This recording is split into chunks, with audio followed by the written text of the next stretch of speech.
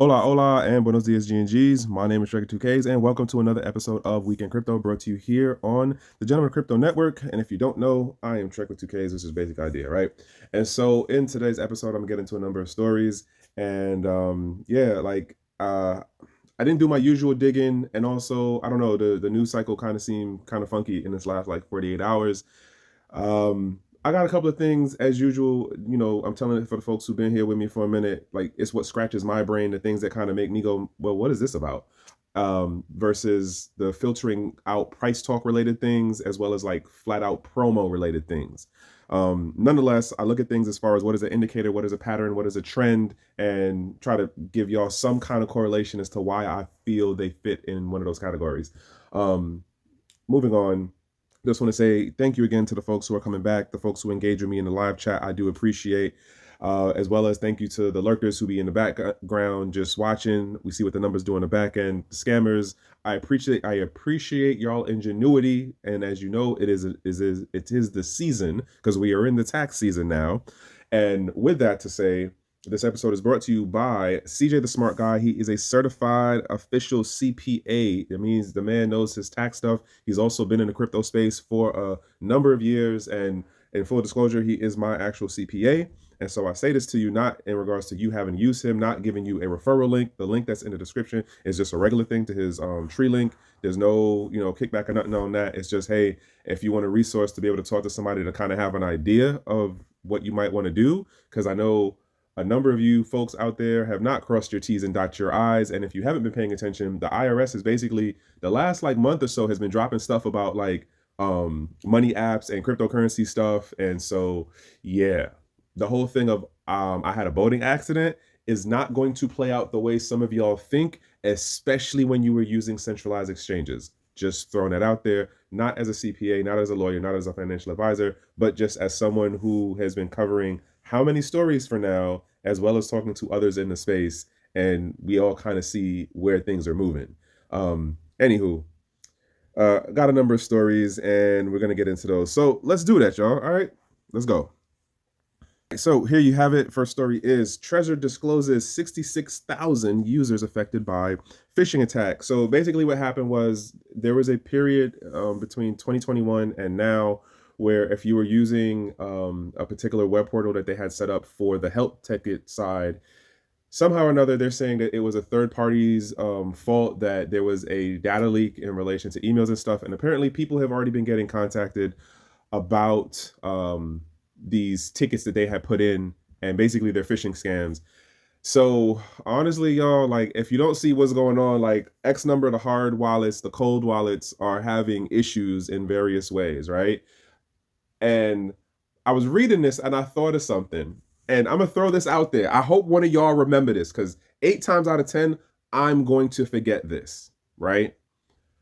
If you've been paying attention to what the traditional financial services or major players like Equifax and them have been doing, when they have a data leak, what they'll do is they'll then turn around and be like, hey, we're going to give you a 12-month free monitoring service. I am wondering if, let's say in the next 18 months, maybe 24 months, there will not be a wallet, a crypto-related wallet, or an exchange that is going to have some kind of hack leak situation, and then is going to turn around and say to the user base, hey, we're gonna offer you a monitoring service for your wallet address / addresses in plural, and your first X number of months to 12 months thing is going to be free, and then it's going to be a charge. I think that exchanges and wallets are going to have to find other revenue streams within the community as far as extrapolating monetary gain. And this story itself is not the indicator of that, because they're not even saying that they're offering that. I'm just saying I see what's happening over in these traditional money or credit system related companies. And I'm wondering how long before that behavior of pattern comes over into the crypto related companies, businesses, where they're going to be like, hey, we could do something of a variation of this revenue model here, because technically it is way easier to just set up some kind of, couple of line of code that would give alert to, because like, think of it this way. On the back end, for the whole thing of like the no-go watch list for when transactions happen between certain wallet addresses, that's already an alert system. How long do you think it'll be before they turn around and start charging you for that alert system of, hey, we're watching your wallet address for questionable activities, we're going to monitor it for you? In my mind, I'm wondering if not in the next 18 months to 24 months, if we don't see something pop up within a crypto related company. And I only say this because now we're having more issues with the hard wallets, with the cold wallets, sorry. So I hope somebody remembers this, because 8 times out of 10, I know I'm gonna forget it, but I just had to throw that out there. I think folks really need to start exploring their options for cold storage and how it aligns with their technical proficiency and level of convenience. In addition to, if something happens to you, who are you looking to recover your stuff, and what is their level of technical know-how, and how well have you left them instructions that they can access what they need, right? Because you could be the rocket scientist, but your cousin, your spouse, your son, your daughter, your mom, they have no idea what the difference is between your phone and the computer wallet. Like, not at all. So just something to consider going forward. Also another thing to look out. All right. Next joint. Virginia introduces bill to protect digital assets mining rights. So basically, I said this to y'all a while ago, right? I said this last year. I said this when Biden's initial executive order in relation to crypto came out. You're going to see that was the dog whistle for the federal, state, county, and cities to start running out and figuring out what are their piece of the pie going to be in relation to the crypto space. Virginia's going, hey, we're going to protect the regular retail level folks in regards to home mining. Hey, you're not going to need to get a money transmitter thing. If you're only doing under or up to $200, you can, in crypto spending or crypto costs, you can put that on the taxes.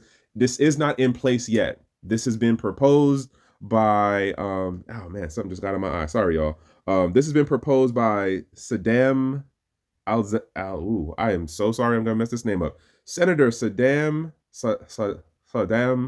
Aslan Salim, the youngest member of the legislative body. Apparently they're 34 years old. The bill is called number 339. It came out on January 9th. And so if you're in Virginia, you might want to look this up. My thought process is they already were scanning what the shift in the power consumption looked like.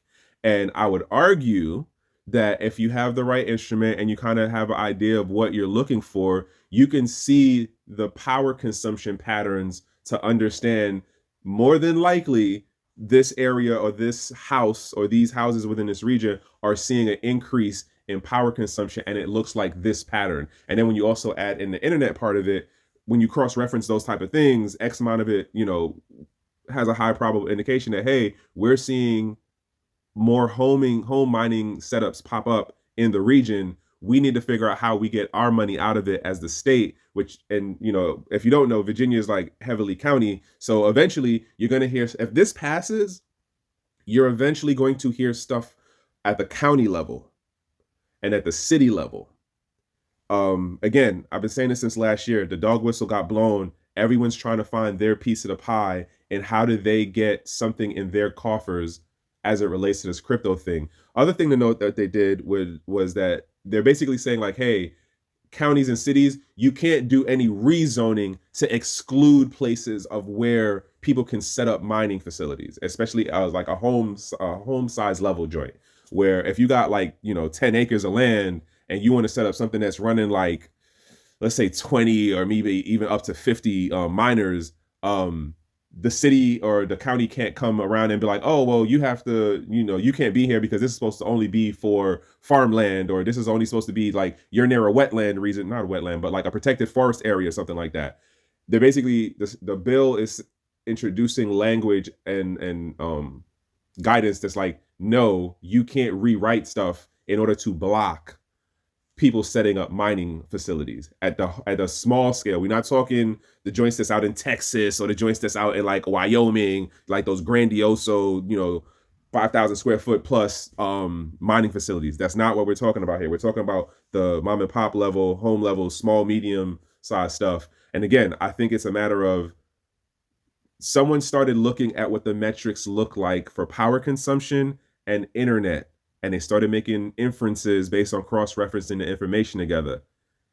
And here's how Virginia is going to tackle it. It makes me also wonder, will DC itself potentially do something? Do you understand? DC, Washington, DC, does have its own governor. They do have their own legislation things. Yes, it is the capital of the US, but they still can enact certain rules in relation to the footprint of Washington, DC, locally speaking, which also then makes me wonder, is Maryland going to do something? Because I don't know if Maryland has a lower power price point than Virginia does, which then is like, well, what's going on in West Virginia? That's a whole nother, like, it's going to be interesting to see. And I was literally having this conversation with someone earlier about what we're going to see as we've seen in traditional laws and policies and regulations, is that you have the hodgepodge of where this state does one thing, the next state over does another thing, 2 states over, they might be on the same page, but it's not exactly the same thing. Like, look at how Wyoming went for crypto businesses versus how New York State went. Okay. Look at what's going on in Miami as a city versus, let's say, Jacksonville in Miami, right? It's going to be a hodgepodge of mixes, but it's going to be at different levels: city, state, county, and then the federal thing within itself. And so, is this an indicator of positiveness as far as the adoption? Arguably, yes, because what the state is looking at is, this means it's going to be money for us. That's the bottom line of it. It's about the money part of it. We'll see as the year moves on if this makes it into actual law, as well as will other states follow something similar. Time will tell, but indicator nonetheless.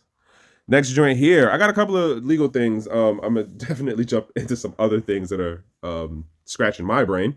And so this one here is U.S. Senators introduce bill to combat illicit use of crypto assets through public, and it says public-private partnership. Now, as we have said in the Gentlemen of Crypto Network, King and Zay have definitely been ones beating the drum on this. Anytime they name something in this like positive, protective manner or what's the nomenclature, it usually goes the opposite of that.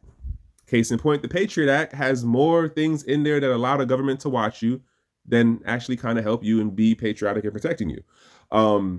When you look at the things like the Dodd-Frank Act, the Dodd-Frank Act is what allows the banks to basically deny you your money that you worked at a job and you have given them the, quote, permission to hold for you.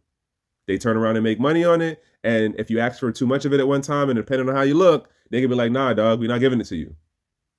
And that's part in how the Dodd-Frank Act is what legislated that. That was on the Clinton, by the way.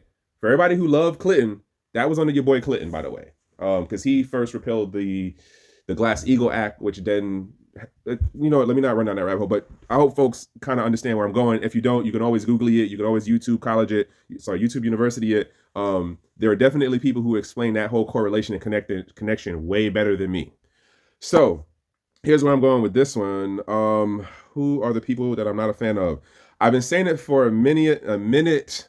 I'm not a supporter in this crypto space of Cynthia Lummis because I don't trust her backstory. And I've listened to some of the things that she says. And to me, she doesn't sound like a person who actually cares for financial inclusivity. And she also does she also makes other comments that I'm just like, we're not on the same page of how we look at this crypto thing.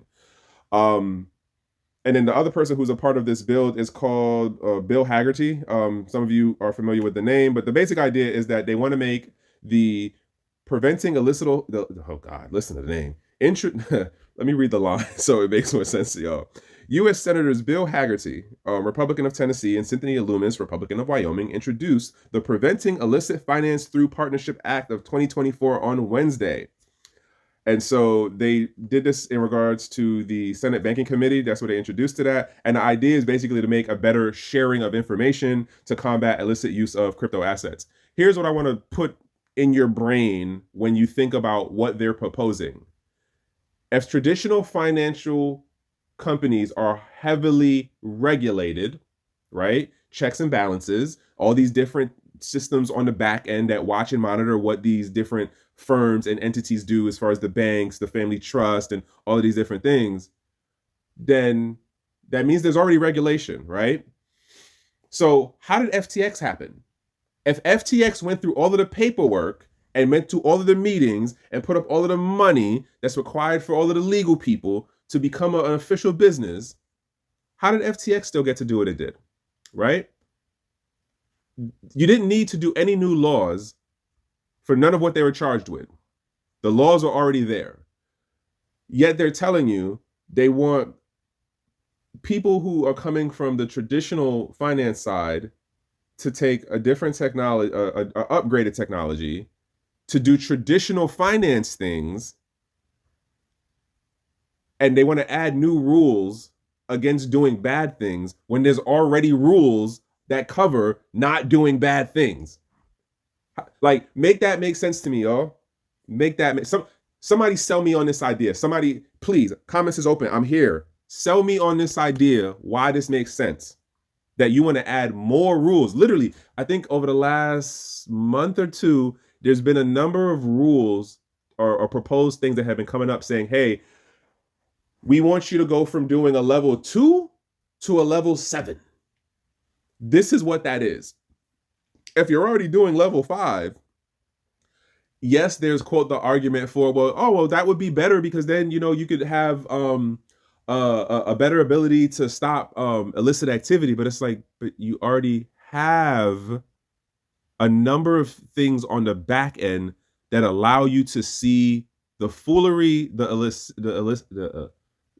what's the word I'm looking for, y'all? The illicit activity. And how about this, right? If your account gets dinged for some transaction, right? That according to how the algos see it seems questionable, your joint is immediately locked and you get put into a special category that a bank teller can't tell you exactly what it is. It's somebody on the back end in corporate who has to go, oh yeah, that account got locked because we saw activity that looks like this. The system automatically does that, right? So here you have it. What they're really saying is we want to have more we want to have more reach into how crypto exchanges work or crypto related companies work. That's what this will eventually lead to, because it's going to be, well, we got to upgrade the system. Well, we have to add in this feature. Well, we have to add in that feature. In my mind, in short, because I feel I'm getting worked up right now off of this, I don't trust Cynthia Loomis or nothing that comes out of her camp or folks. There's an exception in relation to Kathleen Long, but even with Caitlin Long, but even with her, there's certain things that I'm just like, I can't agree with you on that. The point is, I don't know, or I don't see this exact version of what they're initially proposing, because as we all know, bills go through their amendments or their changes as they, go through the maturity process of making it onto the floor and then get voting on. Each, other invested interest wants to throw their little thing in it. So it sounds cool now and it's going to be helpful for like anti-illicit activities. Heaven knows what's actually going to be voted in, is my point. But in the long run, I don't see it really being a thing that will be of the utmost net I might have to reword that. Depending on how you're looking at it, it can be a net positive for businesses, for the government, for law enforcement. But in general principle, I don't see this as a net positive thing. You do not have to agree with me. I don't expect you to agree with me. I just know how I'm taking how I believe she's moving and the things that she's been looking to introduce via regulations into the space. Okay. All right. Next joint, CBDC Anti-Surveillance Act gains momentum with 75 co-sponsors supported by Emmer and Trump. So we said this last year, y'all. We said this last year that crypto would be a part of the talking points in campaigns going throughout 2024. And there's definitely been things already dropped from, you know, some of the other folks. And I just seen something today that said DeSantis dropped out and he's now giving his support to Trump. So Trump apparently during his New Hampshire campaigning leg of things said something in relation to being anti-CBDC and the whole being against the surveillance of basically this monetary system being used to surveil U.S. citizens. We got to remember at the end of the day, right? Politicians are politicians are politicians. Politicians are going to politic, right? Are going to politician. And so it's one thing to talk big and grand and beat your chest and be like, fight the system on the tour, on the campaign trail. It's a whole nother thing once you get voted in and then you in the office space, right? Because remember, he was talking a good number of things prior to officially winning. He was calling Hillary out on her BS. He was saying some other things about the news media and all that stuff. And then lo and behold, that whole cleaning up the swamp thing, when he realized how it really worked, once you actually get in the seat, it was just like, oh, okay. And listen, he's not the only one.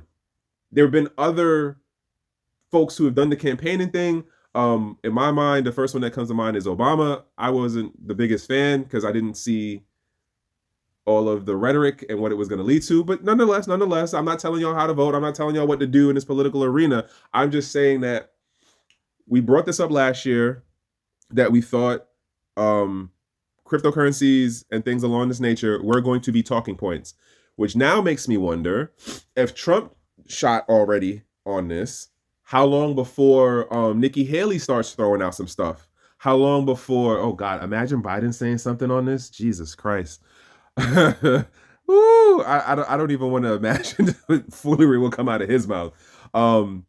But expect to hear more of this. I do wonder, will the conversation of cryptocurrency and the related digital asset stuff like CBDCs, will there be something where they try to separate or turn around the conversation of CBDCs and what the utility of it is as far as like, well, because like I need y'all to put this also in perspective, and I literally had this conversation earlier. The C state has already did an internal beta test of a CBDC, their CBDC, and so now they've launched and made 2 areas of launch with their CBDC outside of the mainland.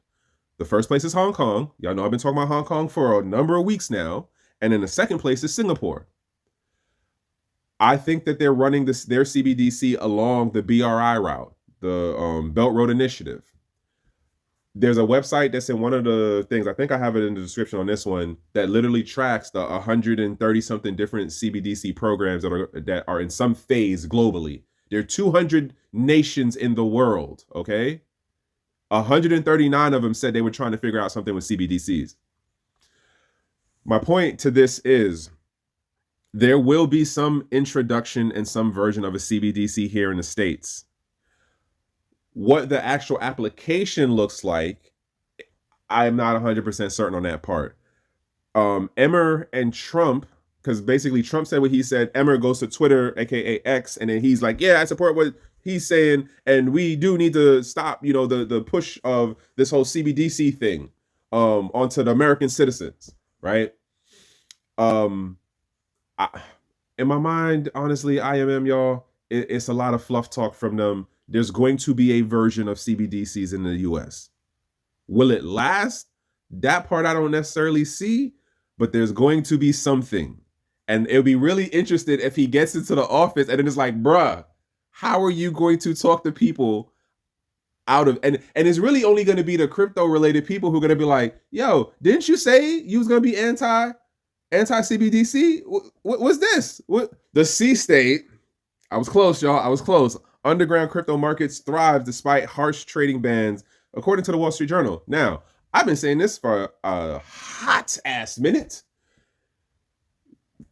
Even though there was the official position by the C state's government as far as crypto exchanges and mining, what they were doing was they were kicking out all of the foreign players. Like, nah, you're not gonna have your company here, dog. Hey, if we can block you through traditional, the wall of fire internet, guess what? You're blocked. Of course, people being people, right? They figured out, hey, you know, if you use VPNs, like you can still get onto OKX Exchange, you can still get onto Binance, you can still get onto Gemini, you can still get onto like the top 5 that are in South Korea or Japan. And that's just what they did. That's basically what this article is recapping from the Wall Street Journal. My point of why I bring this up is, remember how heavy the news cycle was in the previous years about how China, hopefully the algos didn't catch me on that one. Hopefully. But remember how heavy the articles were about how everything was banned and no crypto, no crypto. And it's just like, that's bullshit. Because I remember when I was messing with Helium, like when you were looking at where the miners were, oh, there were a number of miners still going on in the C state. Then when you were looking at what was going on with the mining side of it, which is another thing that someone talks about in here from Bitfarm. Is it Bitfarm? I think the Wall Street Journal spoke to the Bitfarm person, and it was like, yeah, mining is starting to come back up now, but the mining didn't leave. Like it, okay, the mining at large scale facility stuff, the joints that was like, you know, directly connected and siphoning power off of the dams or like hydraulic places. Yeah, y'all was being a little too flashy. Bottom line, I remember I heard somebody say this. I tell you all the time, like, I pay attention to different people who are more involved or smarter than me in a particular topic or area of subject, right? And I cross-reference stuff together. That's why things like scratch my brain the way they do. And so he was making a point about how in the C state, it's just like, yeah, we'll tell you that, like, nah, you're not supposed to do that. Like, there's a rule in the law like against that, and we'll let you know. Now, we'll let you know, but if you go off and do the thing and we don't notice it, all right, bet we didn't notice it. But when we do notice it and you do get caught, yeah, it's gonna be a problem. Like, you do it, we don't catch you, all right, but if you're gonna be flashy about it, and then when we figure out it's you, like, it's gonna be a problem. And so it makes me think and wonder, again, this is one of the other things of like humans being humans. One group is gonna be like, hey, you gotta follow the rules and listen up. The other group is gonna be like, all right, like, cool. And then meanwhile, they're gonna go do what they're gonna do. And, you know, wait till you catch them or wait till they're nearly caught and then stop. That's just humans being humans, y'all. Like, the whole crypto stop, it didn't. Oh, this isn't the one. But this story, why does this story scratch my brain? Hashtag IMM. All right, so here's why Venezuela's failed cryptocurrency could not fix the 359.99 yearly inflation. This article basically makes it sound as though, and to a degree, I'm not even going to lie with you, I do think that the current leadership was definitely not Shay, right? But this article makes it sound as though the economic situation for Maduro's administration happened totally by lack of planning, effort, and execution, as well as it was just, you guys just really made bad policies that just didn't efficiently utilize the resources that you had to be able to recover, stabilize, and then expand the Venezuelan economy and financial system. What this author or writer of this article then does is, in the last paragraph, Ivan, Krongatic? I know I'm messing that name up. But Ivan, what they then do in like one of the last paragraphs, and it's like a line or two, is like, and so the U.S. is in talks with Venezuela about revisiting or revising the sanctions. Mind you, all 8 paragraphs before make no mention of how the U.S. was pushing its thumb on the Venezuelan economy, which in turn was causing enough of a disruption for them to try to do a recovery of their economic system. Not to mention how, understand this, y'all. Remember when Venezuela did the thing of like, oh, we're going to do our crypto, the petro, and they just announced last week, like, hey, we're going to stop this. We're not going to do the petro anymore. It didn't work. Again, if you're just listening to mainstream news, you would just go with, generally speaking, most Americans, if you don't know somebody from Venezuela or you're not paying attention to news coming out of Venezuela, you're generally taking it as, oh, well, it's just a Latin America country. They don't really understand how to do modern economics. The Maduro administration was really a poor administration. Those things. When you start listening to folks who are actually digging into what's going on down there, or you at least know somebody who's from there and who can give you an informative view of like, well, here's what's going on in my homeland or in my country or whatever. It's like, oh, there's a lot of outside force stuff coming from up north. Hopefully y'all understand where the up north is, gang, going, hey, you can't sell your oil anymore. Hey, you got to start giving us some of your oil. Hey, you can't do things that are going to put your country to be independent of our influence anymore. Those are the things that were happening over the last 5+ years. But yet, this writer, Ivan, is just basically summing it up to like, yeah, they basically have bad management. It was a bad administration. They didn't know what they were doing. It has nothing to do with how the US and other influencers were messing with the administration and their economy. It all just happened in a vacuum. Yeah, this is the stuff that annoys me for how the transparency or the accuracy in like, dog, like that's not how it worked. But again, if you just read this article and you're just paying attention to CNN or MSNBC, that's what you would walk away with. It had nothing to do with the outside influences of us up here in the gang north. Off to the next story. All right. So this is an op-ed piece that caught my attention because I, to a degree, believe this person's sentiment is what is prevailing through the new era or wave of users that are coming into the crypto space. So, title: if you care about crypto adoption, not your keys, not your coins is a disaster. Now, the name of this person who wrote this is called Chris Brooks, right? And I read through the article, and it was kind of like, all right, wait, what's going on? Now, a couple of things to note. All right, so let me jump back one. Again, this is an opinion piece, right? Much like how the things that I say here are opinions of how I interpret what I've seen and am seeing and think will go forward in this space, right? And so with that, do note, I'm not a financial advisor. I'm not an owner of a company. I'm not a person who sold a startup. I'm not a CEO. I'm not a financial advisor, a CPA, or a lawyer, right? These are my opinions based on my experiences and stuff, as it is this person here. So Mr. Brooks basically is like, hey, not your keys, not your coins is really a horrible motto to have because exchanges have gotten better. People who were using decentralized exchanges, they didn't know what they were doing. And as such, like, we have better regulations now that help and protect people versus how stuff was back in the day. And it's more cumbersome for folks to, what's the word? It's more cumbersome for people to have to deal with like the responsibility of understanding enough of the tech to do their own financial accountability in that sense. Financial management, financial accountability, right? Not your keys, not your coins. As Zay says, not your keys, not your cheese, right? And my thought when I read it was like, this is a number of the newer folks coming into the space.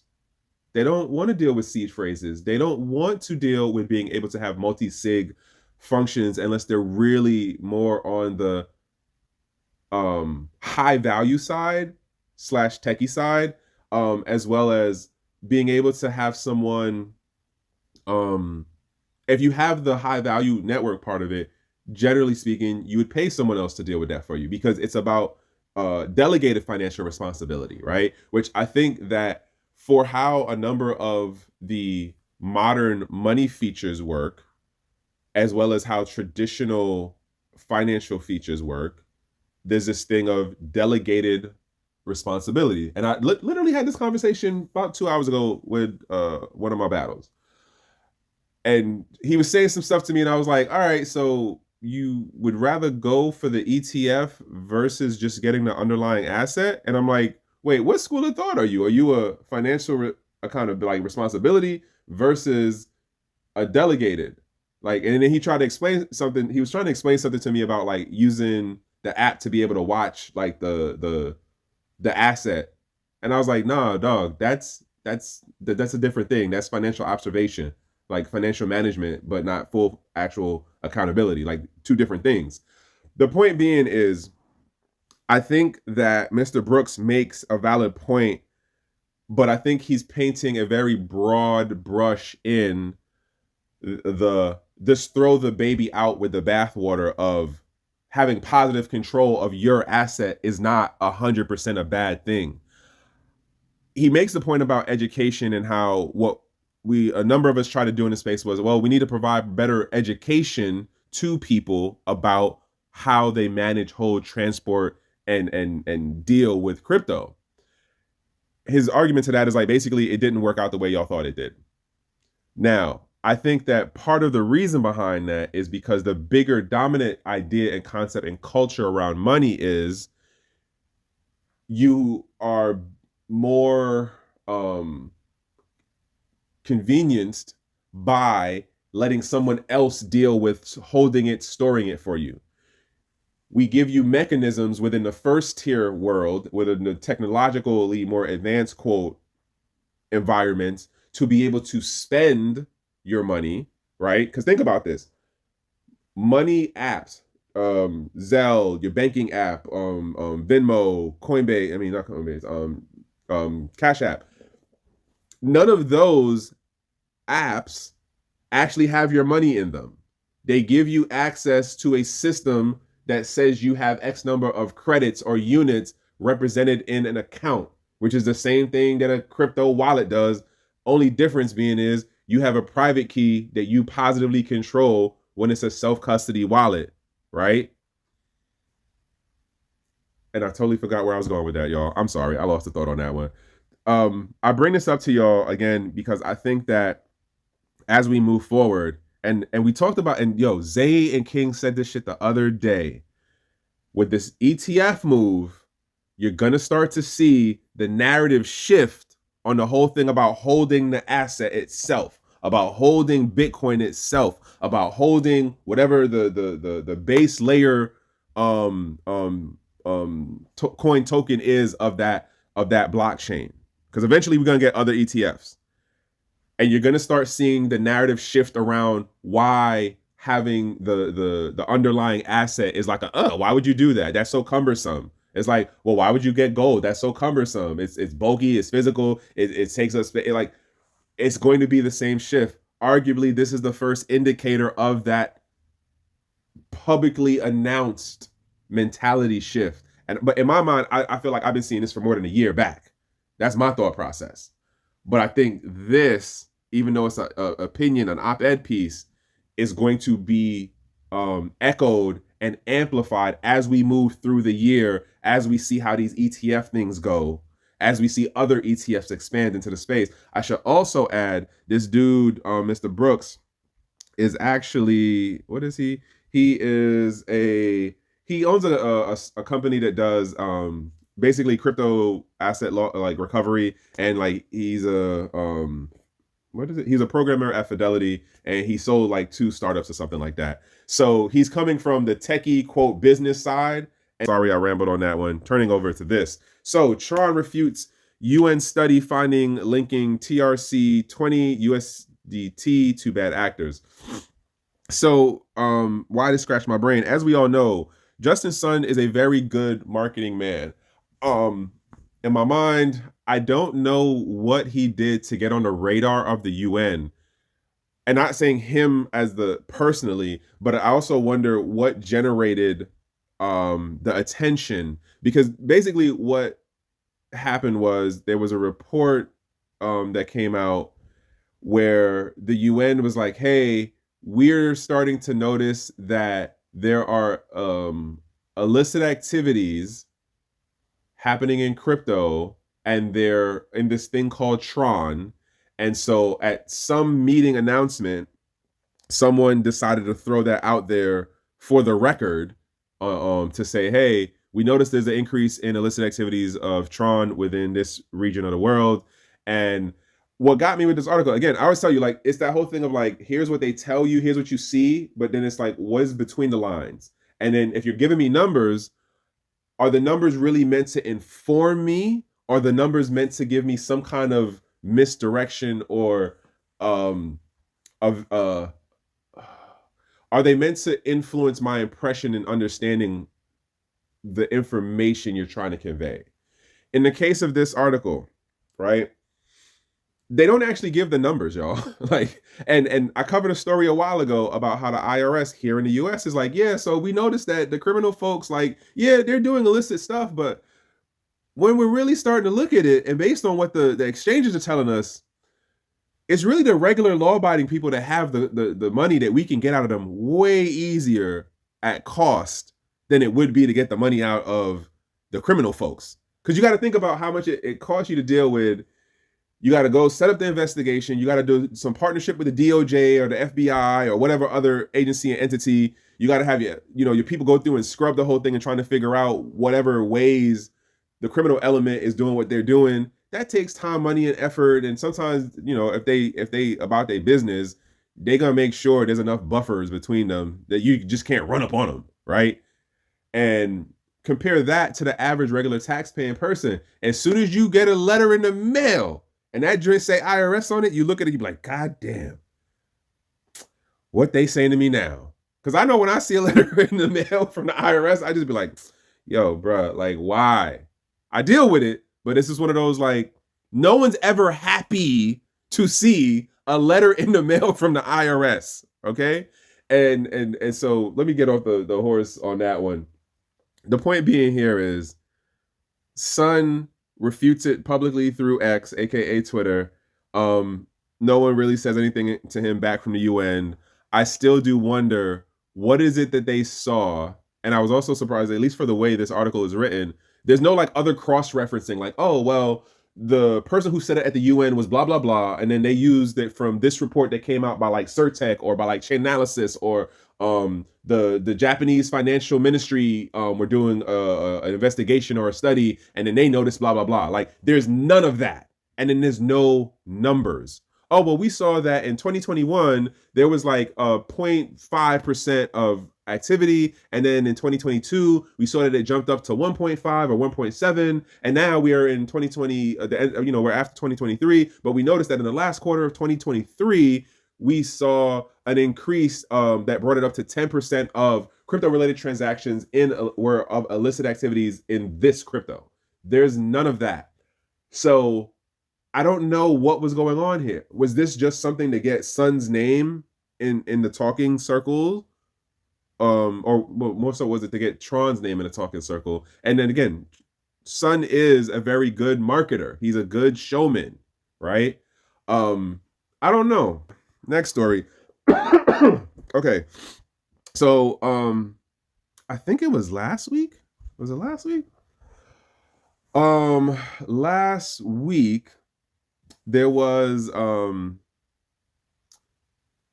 forget the name for the DAO, but I think it's the same law firm. And I think I actually shorted one of the links that are supposed to be in my thing here. I'm going to say the story in a minute, but for right now, focusing on the 1inch DAO, pioneers legal frontier with legal counsel hire. Okay, so basically, this article is trying to make it sound like, in Cosmopolitan, I'm going to say shout outs to y'all for like fixing how y'all mobile version of the site works now, because the stuff y'all was doing before was very annoying. Very bad user experience. So the basic idea was, the law firm was doing some other stuff for the DAO. Then they made a proposal to the DAO of saying, hey, if you hire us for this, we will represent you guys in legal matters as far as things that are outside of like direct influence from the DAO. So if you get a lawsuit, if you're all trying to do something and the community votes for it, we'll go and execute that thing for y'all or defend a position. And how much money was it? It was a fair amount. It was a fair amount, because they already did like 200 hours of consulting with them. But it's basically like having them on a retainer, right? Now, it's a Swiss company. The firm is called Storm Partners, and they're cyber techie related lawyers.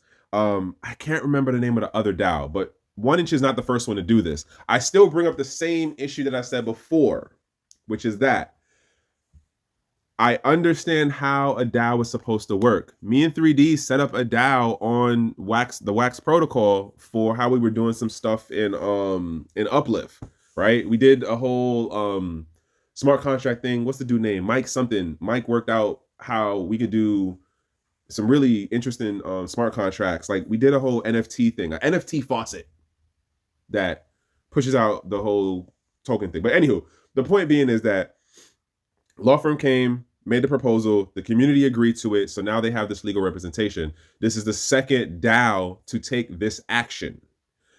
The question is going to be, is when the SEC comes knocking on their door, and are they going to say to the lawyers, well, you need to have someone from the company show up?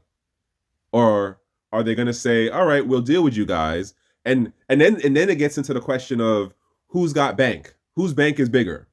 Right? Remember, the government and any of the legal arms of it, their budget is practically unlimited because it's the government suing you. So like they'll just, all right, we'll just chuck that on the tally and somebody will click a button and type in a zero of whoever got paid. Versus how the firm is going to have to deal with it. Like, all right, you retained this for like, you know, 50,000, 100,000, but eventually that money ran out. So you guys got to vote on giving us some more money. Now, is this a trend? Let's wait and see who the third DAO is, whether it be here in the States or whether it be across the seas, that comes up with, all right, we're going to go hire a legal firm to represent us as a DAO. Like we'll vote on it, we'll get the legal firm, or better yet, this might be the move for the Storm partners. Like, all right, we're gonna go find, like, let's say, I don't know where 1inch ranks as far as like, is it in the top 10 or the top 15? I definitely don't remember the company that they represented, that they just took on, what was it, earlier this month.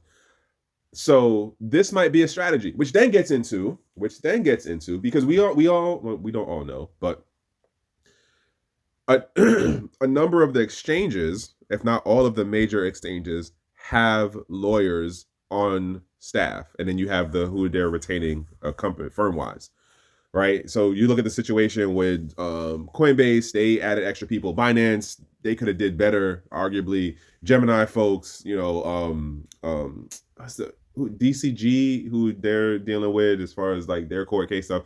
The point being is they all have these legal representations. We see what it looks like in the centralized exchange setup. We are now going through the process of seeing what is growing in the decentralized quote exchange space. So in short, how much longer do you think before we have another DAO that votes to get legal representation? And I wonder if the idea of not using an American company has its advantages versus its cons. Because again, this is a Swiss company, and I think they're representing two separate DAOs right now. I don't remember, again, the name of the other place, but yeah, I think it's the same company. Somebody check me on that. I might be wrong. Please, I appreciate. All right. Which one? Chain analysis revealed. Okay, you know what? Let me do this other story before I jump over there on chain analysis. So I have the link for this in the description. Sorry, I'm not going through to actually add the thing in. But the point being is there's a thing called the ERC3643 Association. It introduces a new UI tool for integrating regulated assets with DeFi platforms.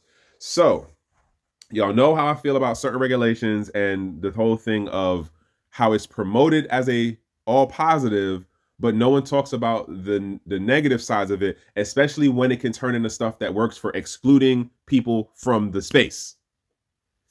In my mind, if I'm understanding how this thing works, I 100%, and the crazy part is, it's a nonprofit that is pushing an open source tool that's saying that this is going to help the user base by having effortlessly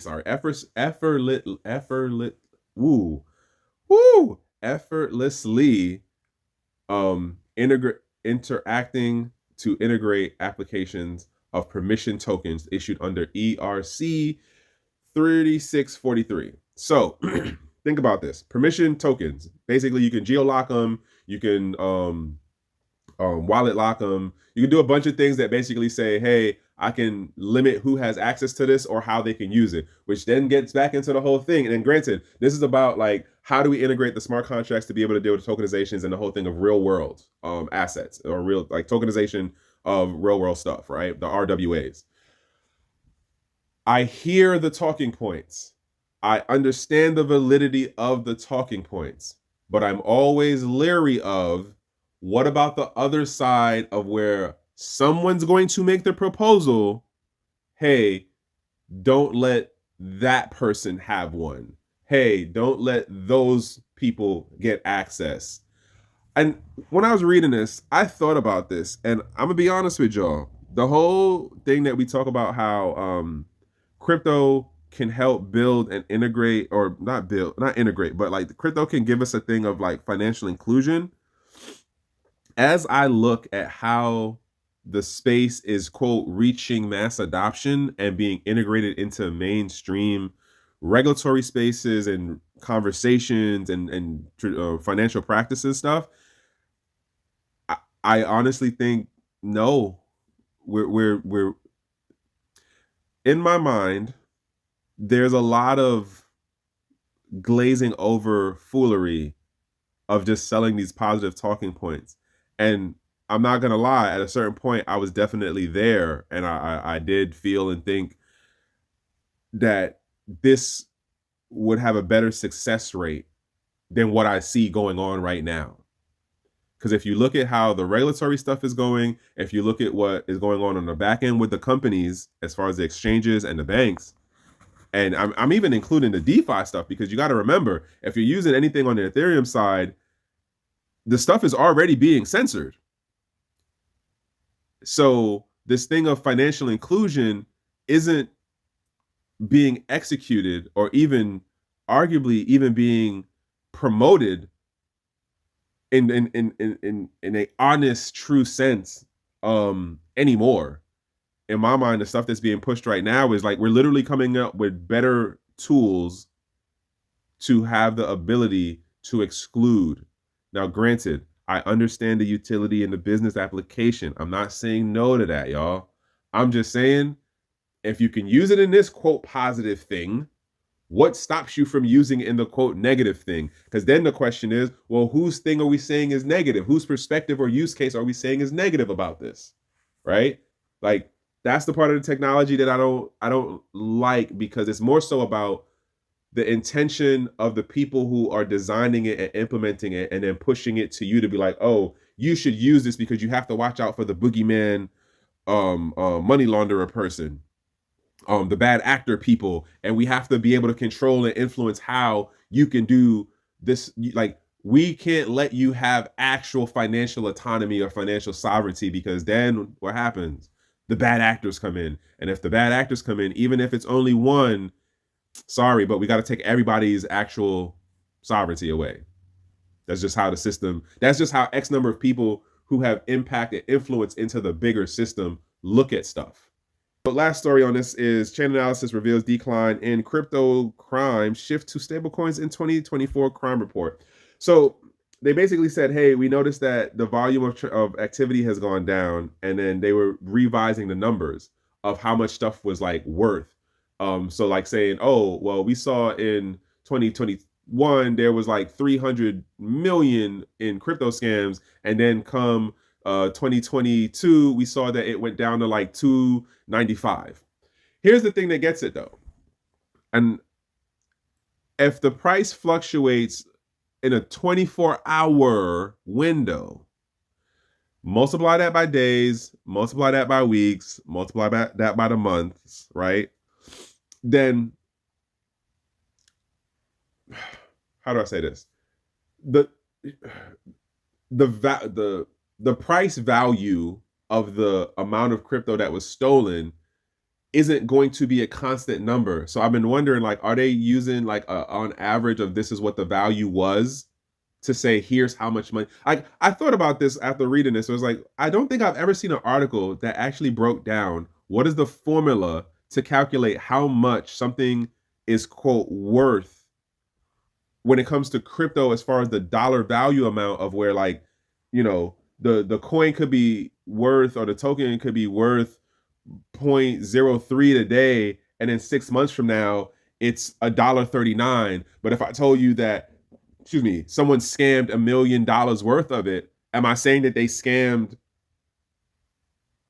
a million, like a little short of 1 million coins that equaled up to $1 million? Or am I telling you that it was more than 1 million coins, and really at 0.03 it would have to be more than fucking 300? What's that? Yeah, like 300 million coins. But the point being is about this number thing. Again, like, they throw numbers at you, and it's the whole thing of how the revisement happens months down the road. Case in point, with chain analysis. Chain analysis is used in congressional hearings. Chain analysis is used in UN and criminal court cases, right?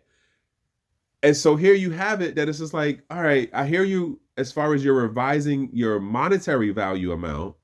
You're saying that the transactions volume went down, and now you're saying that folks are going into stable coins, which I'm kind of like, how does that work?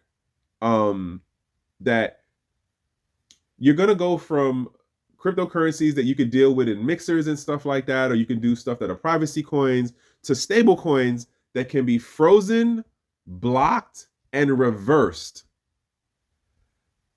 Someone explain to me, again, sell this to me in the comment, in the live stream. I'm sorry, we in the live chat right now. Somebody sell this to me and how this works.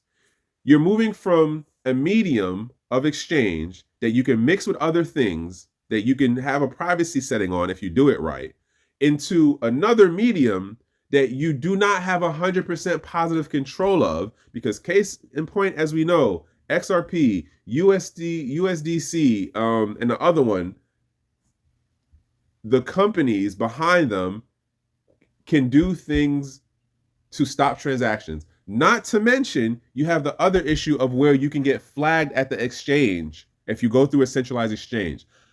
Explain to me how this makes sense that, quote, criminals who are looking to extract value, who are looking to take money, are going into something that gives them less of an ability to exit with their gains. Make that make sense to me, somebody. That's what I'm asking. This is my last story. I'm closing it out right now. It's a Monday. I hope y'all have a productive over busy day. And as I was saying early in the beginning, this episode is brought to you by CJ the Smart Guy. I'm not telling y'all who y'all got to use for your CPA. He is my CPA. And I know we in the tax season, and I know the IRS said they're going to start looking at the regular average Joe a lot more, because they realize they got the funds when they start cross-referencing your records with the centralized exchanges. And yeah, not everybody crossing their T's and dotting their I's. And so I appreciate the folks who followed through to the end. Thank y'all. And the folks who engage with me in the live chat, I appreciate y'all too. Hopefully y'all had a good weekend. And like I said, it's Monday. Have a productive over busy day. If it cannot be that, at least be in a safe place, in a safe space, and in good company. From one human to the next, that is the best that I can wish you. Until the next one, y'all. One.